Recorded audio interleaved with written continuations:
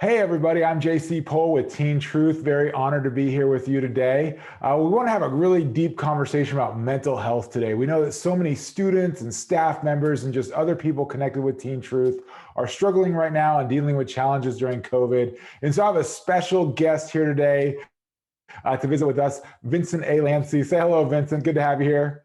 Hello, everyone. JC, it's great to see you again. I'm honored to be doing this with you. I think we're going to have a great conversation today. Definitely, definitely. I've had the honor to work with Vincent a few times, and in about the last year or so, last few months, he hosts some great podcasts on mental health, as well as a podcast for entrepreneurs as well.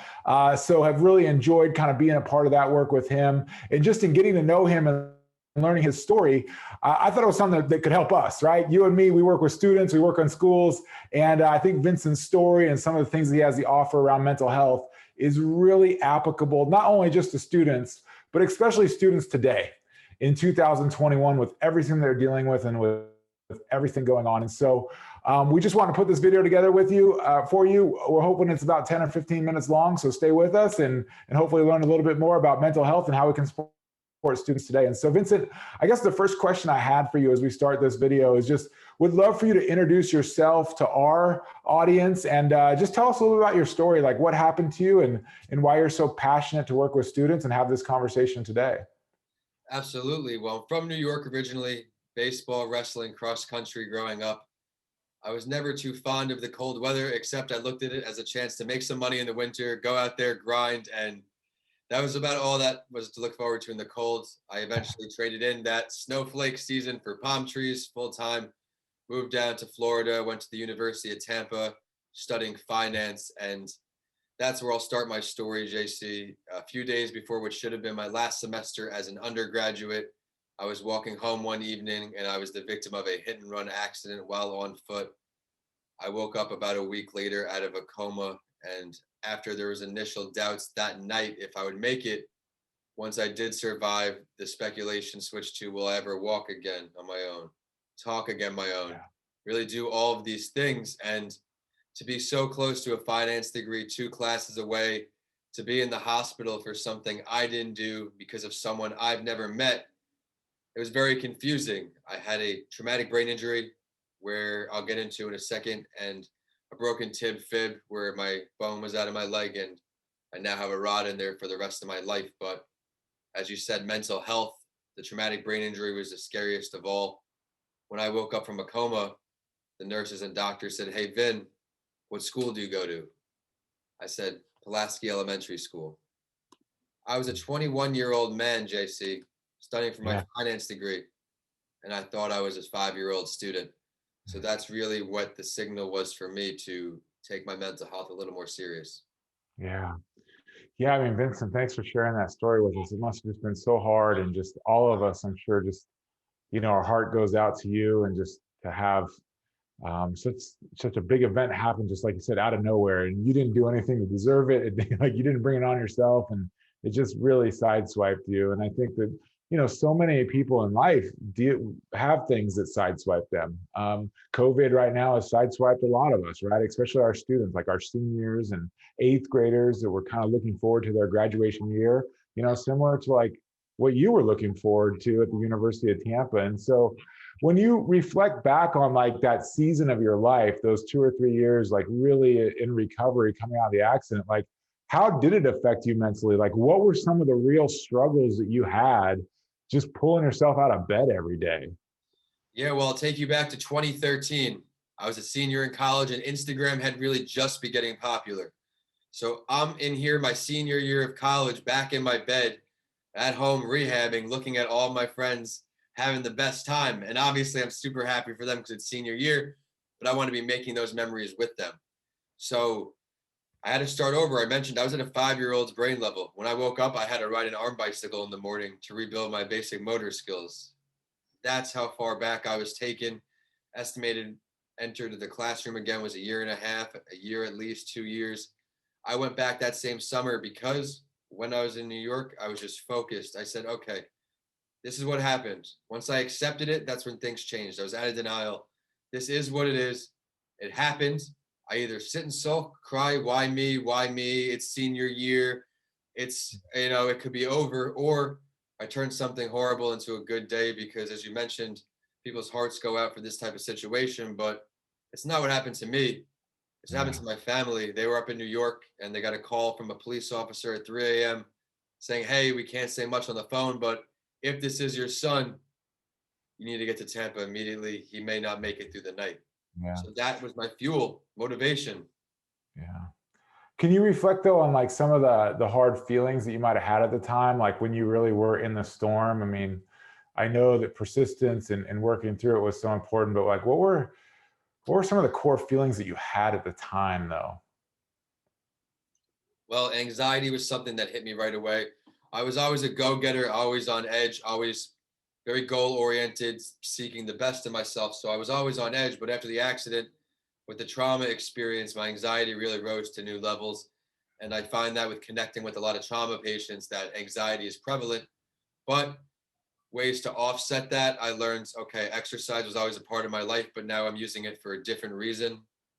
Writing became a huge tool for me. And now, fast forward, there's 3 books and a few podcasts where I'm constantly writing, constantly using my brain. And I love it because I'll always think about those times it happened. It's going to be there, but it's important for me to recognize that, hey, there is some anxiety there and not run away from it, but instead of running, really work with it so I can succeed. Yeah. And so you mentioned a few coping skills there, right? Like exercise, writing, some of those elements I think are so important for so many of us that struggle. A lot of the clients I work with in therapy, it really is coaching them to find the coping skills that will work for them as they kind of tap that anxiety down. I find the clients I work with that don't have those skills built up, like they really struggle kind of tapping it down. It starts running wild a little bit on them. And so when you think about like using those specific skills, like the exercise or the writing, like what did that do for the anxiety levels for you? Like how did that impact your mental health when it came to dealing with anxiety? I guess they put me in more of a relaxed state, more of a calm place where I wasn't so focused on all of the negative. It was kind of an outlet, I guess you can say. And then I guess it evolved into really just having systems with it, and they were included. That really helps my anxiety a lot when I'm prepared, I'm organized, and I don't stress. I'm not scrambling. Everything I do, I just try to give myself that extra time, allocate a few extra minutes for it so I'm prepared and I don't get all worked up and damage myself. Like for today, I've been so excited about this. We spoke about some things we're going to discuss, and I'm just happy to join you. Definitely. Definitely. And I think you hit on something really interesting there. It's like that a lot of us, I think, take for granted, where in your situation, you probably couldn't. If you were going to work your way out of this, you had to be very focused. You had to be scheduled. You had to be persistent, right? I think you said you started like at a 5-year-old and you're trying to get up to speed. I think you said in about a year and a half, right? So it's like you kind of knew the milestones that you had to hit. And you had to be very scheduled, almost like a professional athlete or an Olympian would have to be, right? Like with their training and everything they're doing to kind of reach the level that they want to reach. And so, like, how did it feel? Like now, flash forward the 2, 3, 4 years, like when you've gotten through the majority of your recovery, like how did that feel to kind of come out on the other side of things?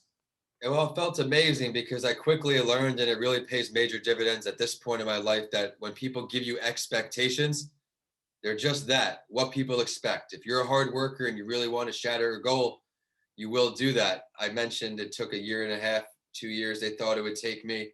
I was back in summer classes that very May, and I got hit in January. I was Wow.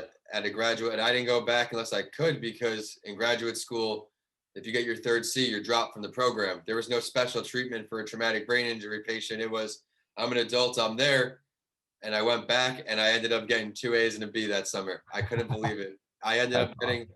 better grades my entire graduate school with a impaired brain than undergraduate without. And then it led me to speak at graduation. So Oh, just wow. the way you asked that question, I really appreciate Yeah. it because that's a lesson for everybody out there where just find what works. There's always some light in the day. You mentioned to find what a coping mechanism works best for your patients.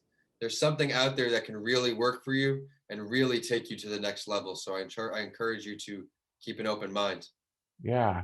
Yeah, I mean, just going through that, it sounds like it changed your perspective, changed your work ethic. It really, even though it was obviously a horrible experience, sounds like it really opened up a lot of great things inside of you and inside of your life and in the path that you're walking today. And I think that's where I'd like to kind of switch gears a little bit and talk about students today, because Vincent, our students are hurting right now. We know that the mental health rates are going through the roof. The rates that students are failing classes and becoming disengaged, especially in states where they've had to stay in remote learning all year.